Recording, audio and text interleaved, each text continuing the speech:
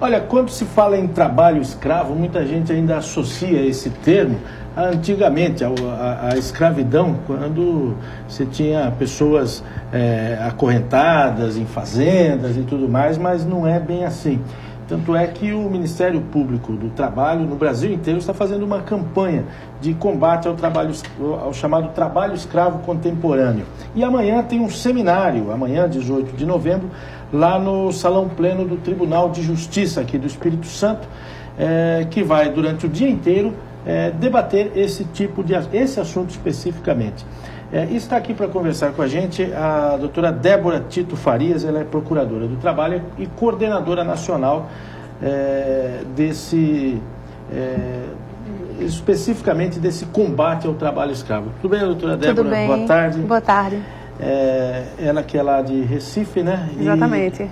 E atua em todo o Brasil nesse... É o quê? Um grupo? Essa coordenação? É uma coordenadoria do Ministério Público do Trabalho que é formada de vários membros no Brasil todo que focam sua atuação especificamente nesse combate ao trabalho escravo contemporâneo. O que é o trabalho escravo contemporâneo? Muito importante essa pergunta, porque é exatamente aquilo que você falou da visão de correntes. A gente pensa naquele livro de história, aquele negro acorrentado, né, para apanhar do empregador. E, na verdade, o trabalho escravo contemporâneo ele não é nada disso hoje. Por quê? Não é mais uma afronta à liberdade.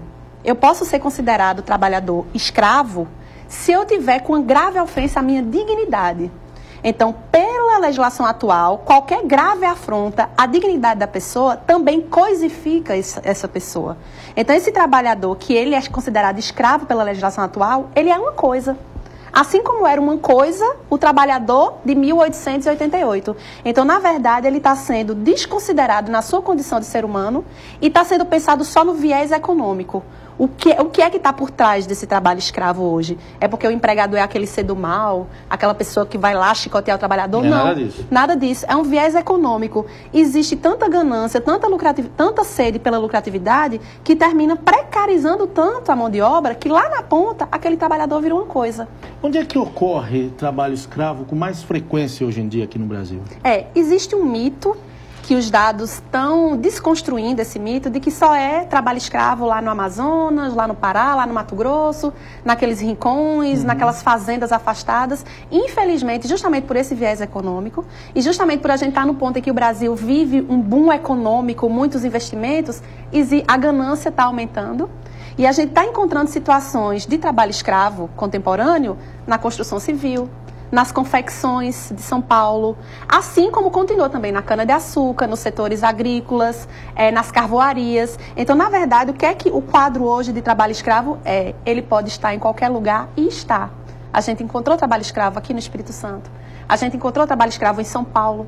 A gente encontrou trabalho escravo em Santa Catarina, no Rio Grande do Sul, em Pernambuco. Então, na verdade, esse viés econômico que o Brasil está vivendo, a gente só fica pensando nos aspectos econômicos, que bom que o Brasil está sofrendo, e esquece um pouco o entorno social do que está acontecendo. A informalidade está aumentando, a precarização está aumentando, e a gente está encontrando mais situações em lugares em que a gente não encontrava anteriormente. Agora, o que eu tenho observado é que empresas que têm até um nome muito forte a zelar, elas acabam sim sendo envolvidas ou envolvendo porque querem mesmo com coisas relativas a trabalho escravo. A que se deve isso?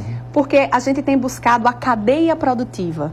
Por exemplo, um grande magazine de confecção que foi recentemente encontrado com trabalho escravo, qual é o grande problema? Ele não está dando atenção do que é que ele está comprando. Assim como o consumidor às vezes não dá atenção no que é que também ele está comprando. Quando a gente vai buscar a cadeia produtiva, a gente encontra setores em que usam oficinas com estrangeiros, com bolivianos que são indígenas em seus lugares de origem, que foram traficados e que estão realmente aprisionados naquelas oficinas de costura, trabalhando de 17 a 18 horas por dia, praticamente trabalhando por comida. Você quer uma situação mais característica de trabalho escravo do que você trabalhar praticamente por comida, não ganhar mais nada do que isso? E quando a gente vai buscar a cadeia produtiva, a gente vê que quem está se beneficiando desse barateamento da mão de obra são essas grandes marcas. Agora, e aí é falta de observar mais de perto a origem dos produtos que ela está comprando, da forma como eles estão sendo produzidos, e acho que por trás disso está também a terceirização, ou não sei se o termo existe, a quarteirização. Quarteirização, quinteirização, a gente está numa cadeia de produção tão precarizada, tão pulverizada e tão barateada que esses termos são neologismos que realmente são apropriados. Então o trabalho escravo é altamente lucrativo? É altamente lucrativo. Então, por que é importante a gente falar dessa campanha? Porque a gente precisa chegar no cidadão e explicar que o trabalho escravo existe, que existe esse viés econômico e dizer para essas empresas que não, no Brasil não. Você não pode chegar no Brasil e explorar um estrangeiro ou qualquer pessoa, qualquer ser humano tem direito à sua dignidade. Eu não posso, em nome de uma lucratividade, esquecer que aquele ser humano é gente. Esquecer que aquele ser humano pode ser seu filho, pode ser meu pai. Tem que ser pessoas que têm que ter seus direitos garantidos. Então, a gente precisa provar que vai ficar caro. Por isso que a gente tem que atuar em cima, tem que cobrar indenizações altas. Por quê? Porque esse viés econômico que torna barato o produto brasileiro tem que ficar caro depois. Porque você não pode economizar na dignidade da pessoa. Você pode economizar com tudo, mas na pessoa não. Quer dizer, as empresas precisam observar mais de perto quem elas estão contratando para prestar serviços, os ditos terceirizados, né? O que o Ministério Público do Trabalho tem feito para erradicar, já que é um compromisso até de erradicar o trabalho escravo no Brasil até 2015? Exatamente. É engraçado falar disso porque às vezes existe esse aspecto cultural de achar que para pobre qualquer coisa basta. Né? Ah, aquela pessoa já era um favelado, já estava desempregado, então eu vou dar qualquer coisa basta. Não, qualquer coisa não basta. Tem que ser dada essa conscientização. Então, o Ministério Público do Trabalho, além da repressão, além de receber as denúncias que têm que ser feitas pela sociedade, a gente tem atuado muito na conscientização. Porque existe esse aspecto cultural realmente de achar que para pobre qualquer coisa basta. Quando a gente chega para uma empresa dessa e diz, era trabalho escravo, mas era trabalho escravo? Tem certeza que era? E a gente vai lá mostrar, né, que ingenuidade. Você trabalharia nessa condição? Exatamente. Então, a gente também tem buscado conscientizar tanto os próprios empregadores, quanto os trabalhadores que muitas vezes eles estão tão acostumados a não ter nada, que não se reconhecem como escravos. E quando a gente chega e diz que pela legislação brasileira eles têm direito a muitas coisas, tem trabalhador que não toma água potável. Existem situações de trabalhadores que cortam cana-de-açúcar, por exemplo, com um facão e sandálias havaianas, sem qualquer mínimo de proteção, inseridos numa produtividade. Então, não... Olha, se você que está acompanhando, está interessado em participar desse seminário, vai ser amanhã, o dia inteiro, e as informações podem ser obtidas no site www.prt17.mpt.gov.br. Entra no Google lá que você vai achar Ministério Público do Trabalho, Espírito Santo também, né? Ou então pelo telefone 2125 4500. Doutora Débora, muito obrigado pela entrevista.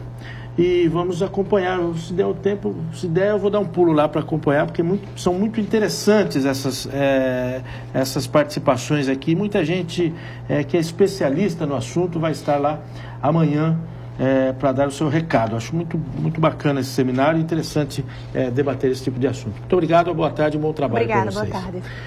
Bom, daqui a pouco eu vou conversar com o Rodrigo Nader, ele é diretor do CIE, vem falar sobre jovens e estágios.